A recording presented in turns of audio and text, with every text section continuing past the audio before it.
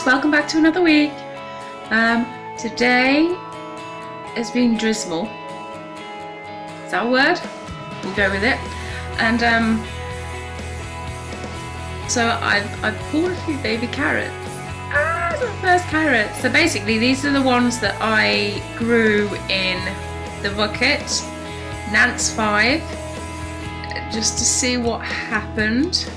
Now I don't think you can use the top bit because this is a bit seen the sun, but all this orange stuff's good and actually quite, I mean, you know, for saying the bucket did take a tumble,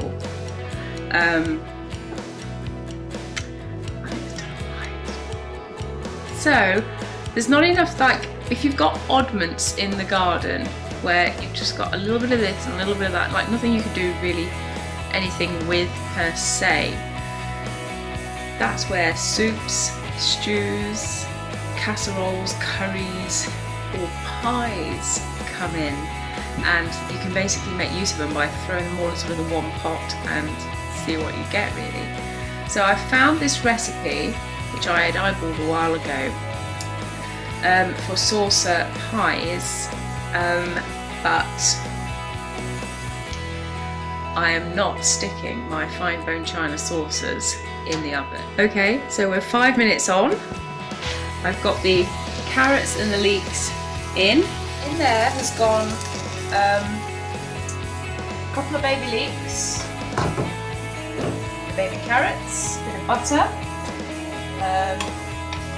What else am I added in? Oh, a handful of broad beans and some really well chopped up Nero. So I think it was really quite pretty.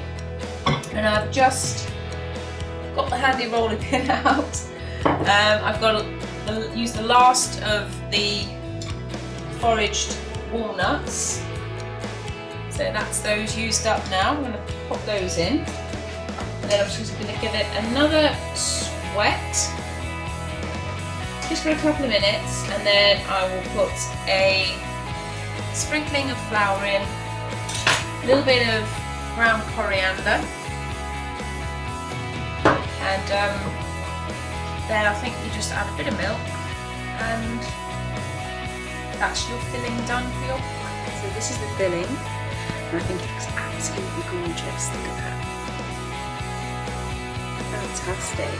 I mean, it looks better to me than it does on camera. Yummy, yummy. So I was actually just thinking you could make a big batch of this, and you could, for some easy midweek suppers, you could just boil some pasta for 10 minutes and stir a dollop of that through, or top a jacket potato with it, or possibly, depending on the vegetables you use, sandwich filling. I put 220 gram of plain flour and 110 gram of marge, butter, whatever. Mix it. I almost feel like I should be making short. Or not. And then I put a sprinkling of salt and a sprinkling of cayenne in, just to give it a little something. And now I've got 90 ml of milk, and I'm going to work that in, make it lovely, roll it out, and fill these tot tins. So it's not exactly a pie, but we're going to work with what we've got.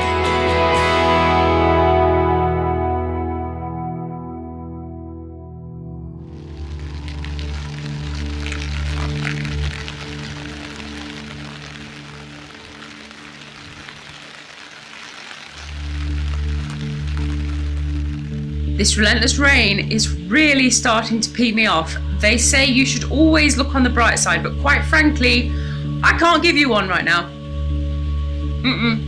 Not happening. Over the Mills. Hey baby. Oh, Millie. Mills is a bright side. I have lifted the 4 garlic that I didn't actually know were in the garden. I missed them I think from last year. So there we are. my 4 garlic.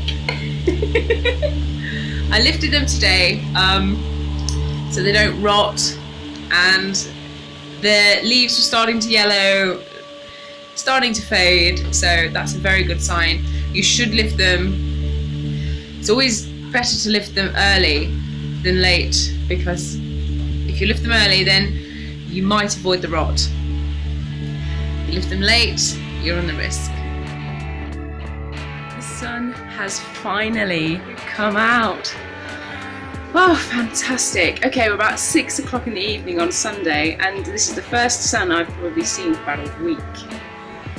Can you believe? Oh, it's so wonderful. So I've taken the cloches off of the tomatoes, and I've mashed up some supports for them. So now the tomatoes are left to fend for themselves, really.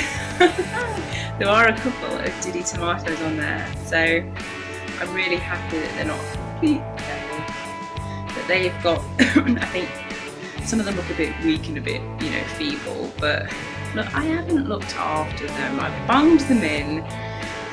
I was going to do the greenhouse thing. The greenhouse, as we all know, went flying into the maple tree. So I did my best. I did my bodge job, and I think now they're getting pure sun, unfiltered sun. They're going to get rain, yeah. And I think all of these lettuces that are in amongst them are really starting to heart up now. So yeah, they're coming out soon to give the tomatoes a bit of space. But there's so much green fly around on everything. Oh dear me, I've just been down to secure the conference pear tree, because that's flapping around, and I'm thinking, ooh, there's so much pear on the fruit trees this year, and that is definitely a fruit year this year, definitely. So I've just tied that up, and I've noticed that my conference pear tree and my Pears William have both got rust, and that's because I think there's something to do with the rust comes onto pears in the summer, and then I think it goes back to something like a willow tree for over winter, and they swap, and I think the radius is about 3 miles. It can travel the disease, so nothing I can do about it really, and there is no cure. You simply have to pull the leaves off as best as you can, really, to kind of deter the rust getting really bad on the trees.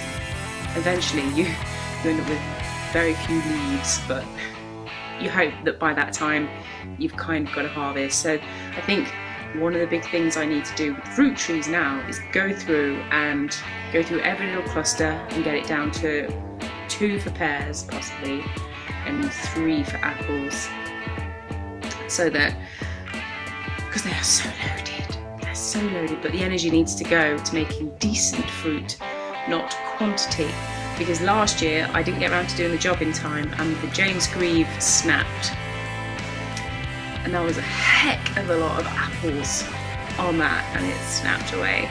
So I lost quite a bit of a crop there. I mean, not a huge crop, they're little diddy domestic trees, but even so, a portion of the tree. I feel so sorry for the people at Download.